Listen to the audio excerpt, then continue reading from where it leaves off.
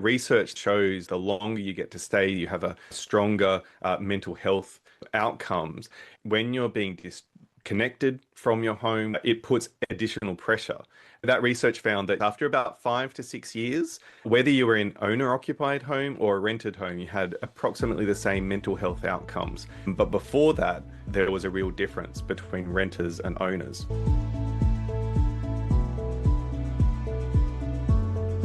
Welcome to Content Matters. It's the podcast where we go behind the scenes and look at content that builds trust in high-stakes environments. And today I'm speaking with Leo Patterson Ross, who's a CEO of the Tenants Union New South Wales. Now, he leads a team that fulfills more than 40,000 support requests from the community each year, which is incredible. And today we're diving into the stories behind his work. How are you today, Leo? I'm really well, Nelly. Thank you. Thanks for being on board. I would love to ask you where it all began, and if we can transport in time and go back to your uni days. When you were studying social work, you've told me that housing kept coming up. At what point did it click that housing, if it's not stable, that other things start to go wrong and things get harder? How did that make you feel, and what were you seeing? So where it really clicked was my first placement. I was at St Vincent's Hospital and I was in the palliative care units. So these are people with terminal illnesses. They were really struggling. Quite a number of people, and one guy in particular, he was actually there because he didn't have somewhere else to go. He couldn't go home from the hospital into a safe environment. If he'd left, he was going to be living in boarding houses, in other forms of homelessness. He was here when he didn't quite need to be, but there wasn't another solution. That's what really brought it home for me, that this was such an important part of supporting someone else in the rest of their life, that they needed a safe and stable and healthy home environment. But that was probably the moment for me that really brought it all together. Yeah, thank you. And so reflecting on that, you moved from maybe more individual advocacy through to tackling more systemic problems. What did that shift look like, and how did you migrate towards that in your career? There was really two parts to this. After finishing my degree and working within the department as a community development worker, I was working as an individual tenant advocate who was helping people, with advice around their renting situation, going to the tenancy tribunal and helping try and resolve issues there. But what kept coming up again and again was that the legislation that was in place was really lopsided. It was too heavily favouring the landlord. It meant that tenants were really hampered from getting fair resolutions to disputes. And it kept showing up that we needed to change the system around the rules and the places that people could go to resolve disputes. At the same time as that individual advocate, I was part of a network of other advocates who worked with the tenants union as a systemic advocate, became more aware of the kinds of issues that needed to be fixed, and also more involved in the conversations that the tenants union would have with the individual advocates as a peak organization. It also showed the route that I could take to try and address these problems. So I tried to get to work for the tenants union, and as soon as I could, eventually came across, and I've been there ever since, 15 years this year at the tenants union.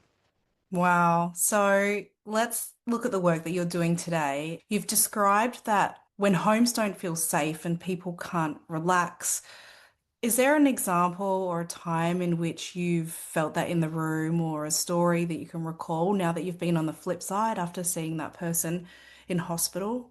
I had been inside a number of people's homes and various experiences, particularly in public housing, where there was often really significant problems with the walls.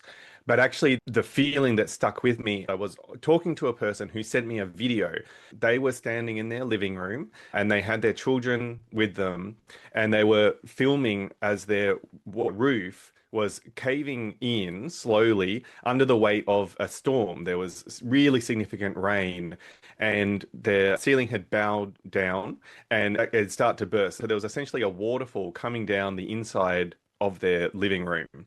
And they were talking to the camera about how they were worried about the electrics that were in the ceiling because it was close to the ceiling light. So they were in the dark, and their children were really scared. They were making noise off to the side, calling out to their mum, really worried about why their roof was collapsing. And I saw that video, I talked to that person, I think about 12 years ago now. I can still see it in my mind and hear the worry in her voice and in her children's voice. In that situation, after seeing that video, in that moment, what did you do? And was contacting you with that video the right thing for that person to have done? Yeah, it was the right thing for them to do. They sent this video the next day. It had stopped raining, but they were still dealing with a flooded home, and they were really worried because they had been reporting this for some time to the department.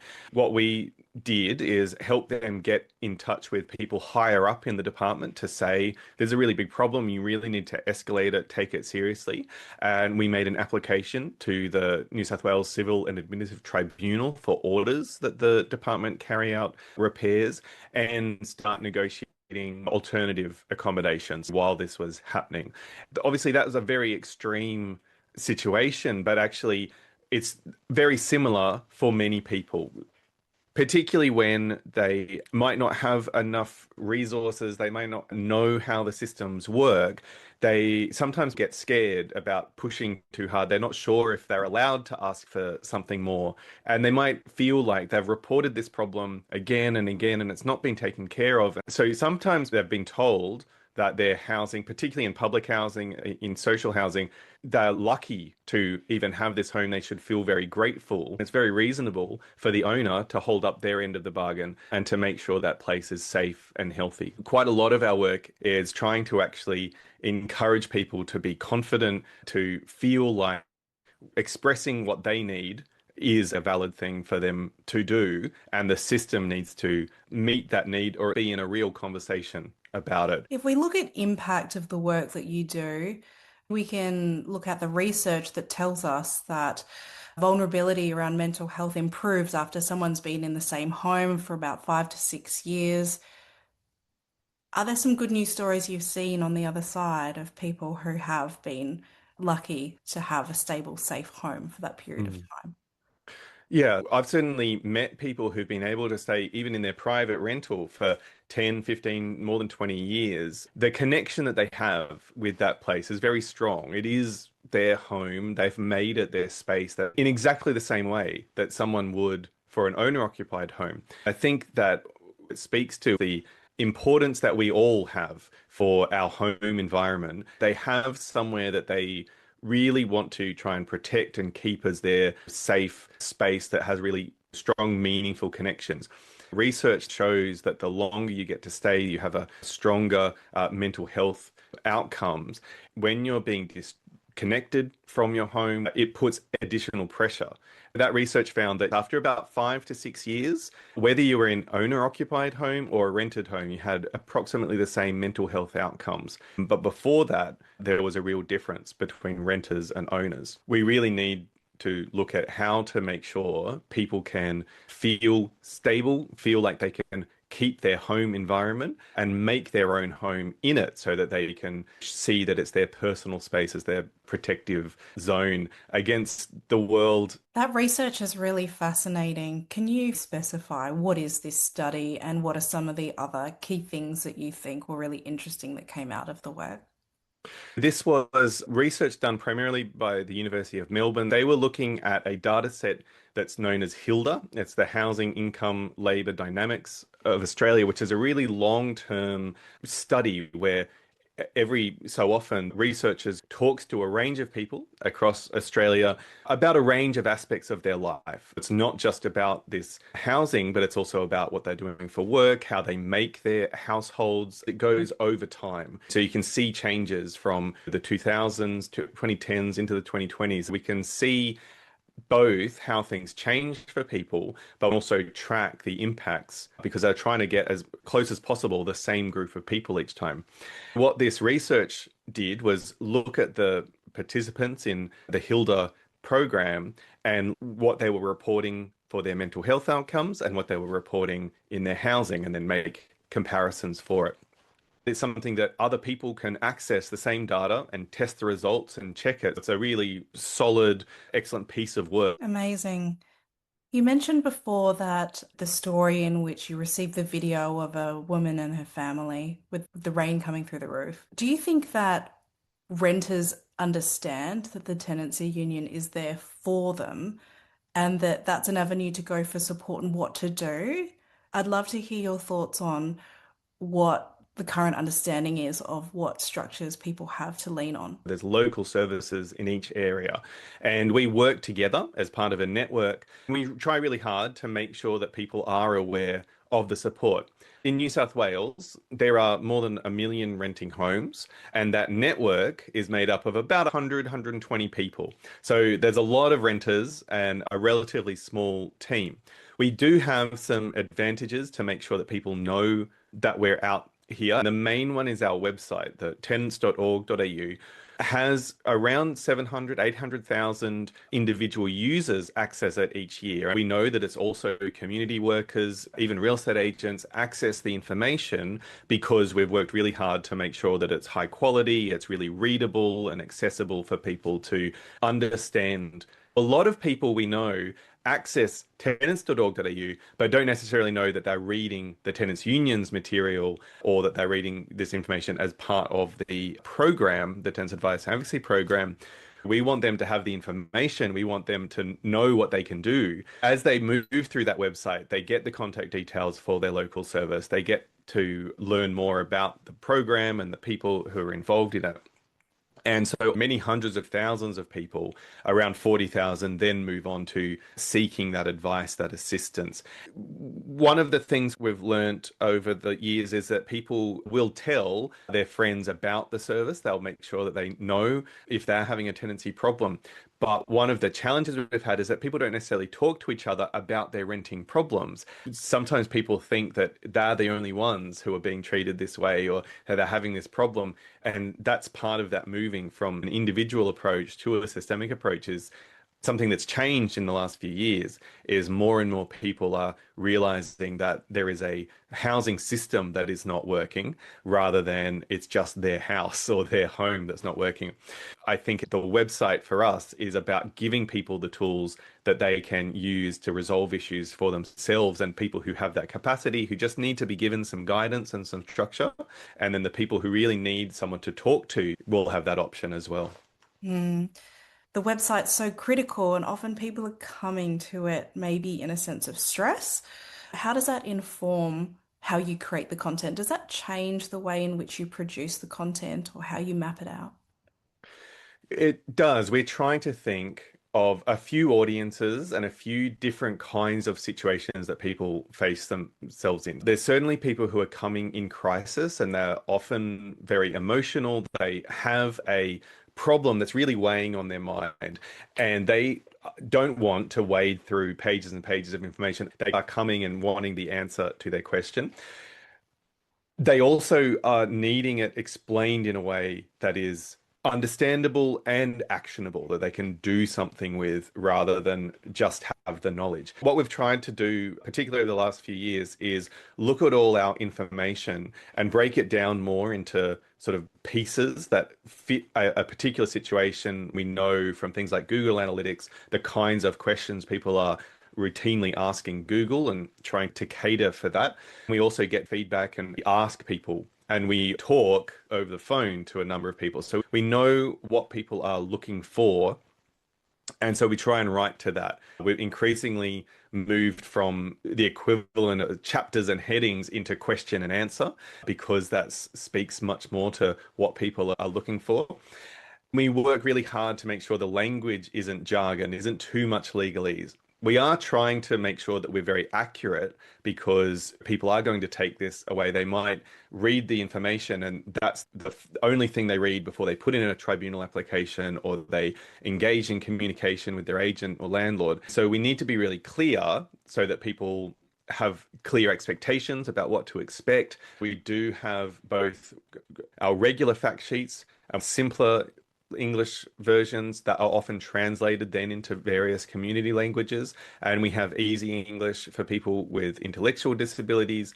We have tools that are trying to be practical, trying to talk through not as much the law, but the kind of actions that people are taking around the legal structure. When you're asking for repairs, when you're applying for a pet, that's the kind of material where the law is useful, but people also are looking for just practical tips about how to process it. One of the biggest pieces of work we did over the last 12 months to 18 months was a work on how to negotiate. It doesn't matter what the rules are, if you don't know how to communicate, how to set yourself up to have a conversation about the issue, then it can still fall short. And you have mentioned how to negotiate. Did you have someone in your team responsible for putting together a plan of what would be involved in that content, what formats and channels, and who did sign off? And you mentioned that things need to be accurate. Who is then approving the content before it goes live for that accuracy? It really is a team. We had a community educator specialist and a tenancy law specialist work on it together. They also worked closely with our communications staff so that we were making sure that we were meeting our educational goals. What were we trying to make sure people came away with? And the accuracy was built in together. We identified a gap. We identified that there was a part of our information suite that we weren't satisfied we were meeting. We wanted to look at how we were going to fill that. So that was the idea of the negotiation kit. Then we took that away and thought about the different ways that would be addressed. There are a number of versions that have come out of essentially the same piece of work. We have a sort of simpler negotiation guide that kind of steps through bit by bit and is still in writing. We also have a podcast that talks through the approaches to negotiating, the kinds of things that you consider that relays very similar language. We had all of that as part of a project plan so that we knew we were going to be addressing different needs in different ways, but we could start with the creation of the thinking that was behind it and then go out into the actual communication.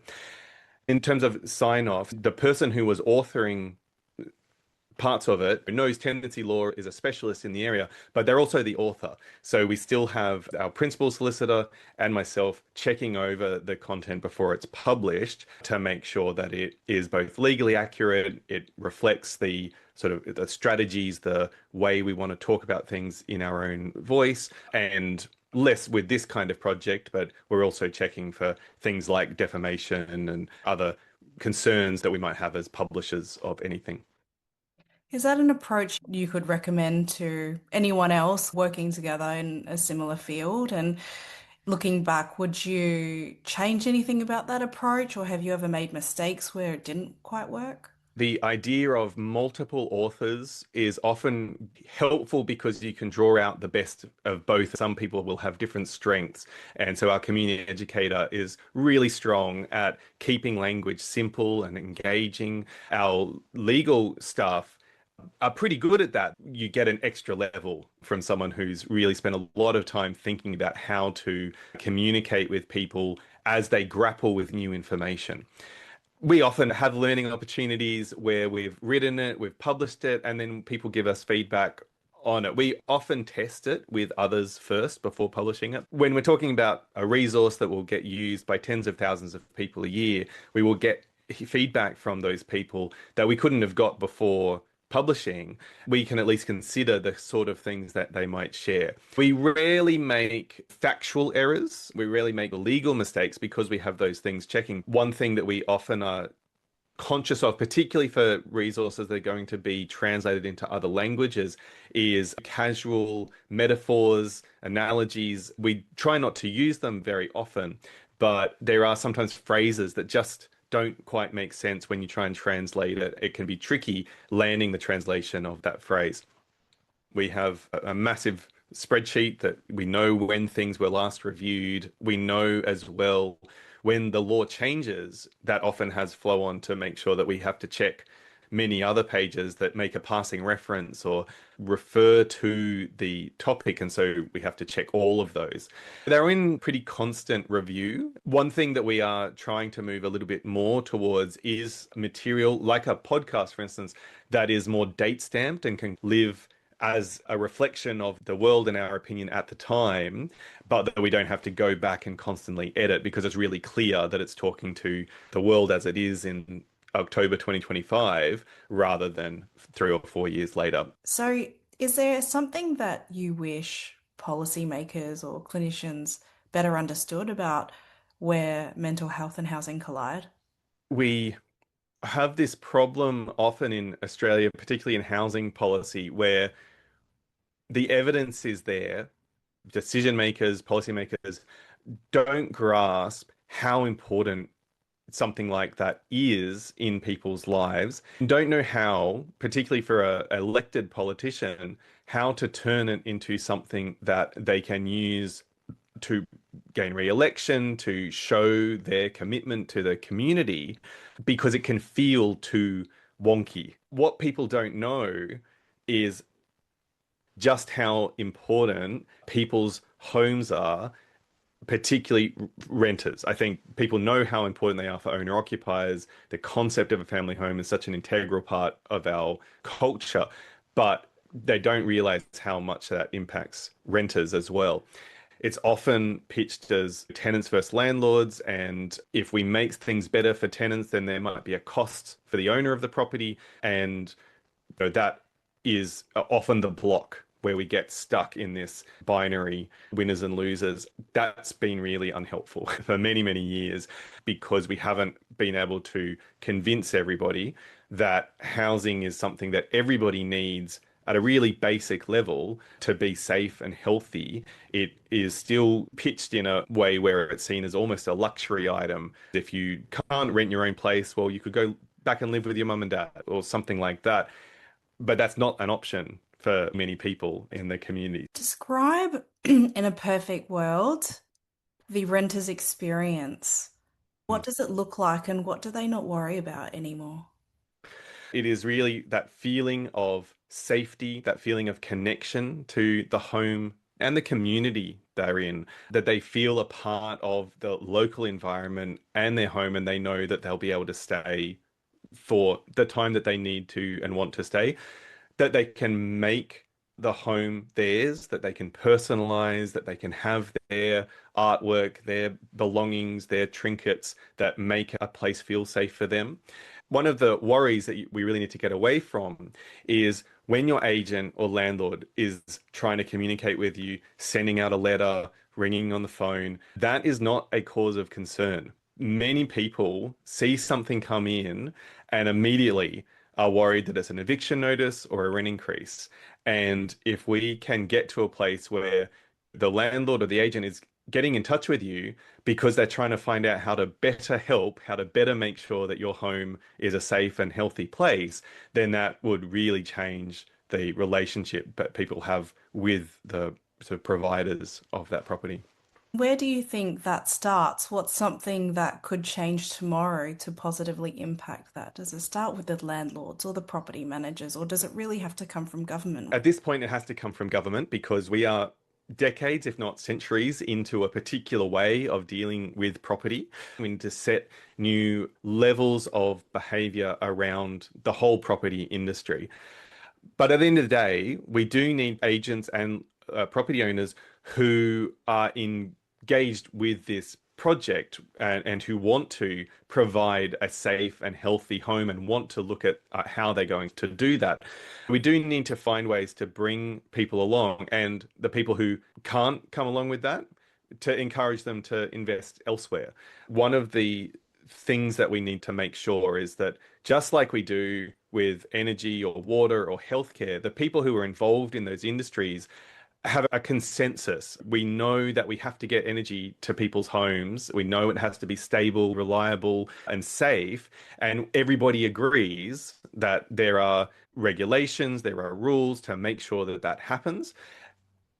We have a real gap in housing where we don't actually have a shared end goal. We don't have a recognition that the systems purpose is to make sure that people have safe and healthy homes. Once we achieved that, then a lot of the other problems and discussions become a lot easier. So the big gap. It's a lack of a shared consensus around what the purpose of the system is and a recognition that delivering homes is the function. If there's one last thing you could leave listeners that's a lesson around the connection between mental health and housing, what would it be? That this is a really achievable goal that we can make sure that everybody's housing is at least not making their mental health worse, that we can make sure that people have a safe, nurturing environment to live in, to come back to, restore themselves at the end of the day, at the end of a trip, whenever it might be. The gap from where we are now to where we want to be is really achievable. We can look at things like the rules around eviction, the rules around setting lease length, and the way that the investors think of their investment, including through tax settings and the way that loans are structured, we can make sure that people have that kind of stability in a pretty simple and pretty effective way. When we look at places around the world, so we look at Europe where renting is much more embedded, they're far beyond the 5 or 6 year time frame. Many people rent for decades in a home. So it's a relatively small step to get to that 5 to 6 and something that's really achievable. Thanks so much for all of your time today. I really enjoyed the chat, Leo. Is there one last resource that you want to share with everybody? Where can people find the website or find your work? Our website for the Tenants Union of New South Wales is tenants.org.au. Our colleagues in other states and territories also have their own websites. They're also dealing with many of these similar issues, and we have links to all of them. So wherever listeners are across Australia, there is a local tenants advice service who's available to try and assist. Our website has a whole range of resources pitched at different levels. And if anyone wants to offer some free feedback, we're always very happy to hear it. Excellent. Thanks so much, Leo. Really appreciate it.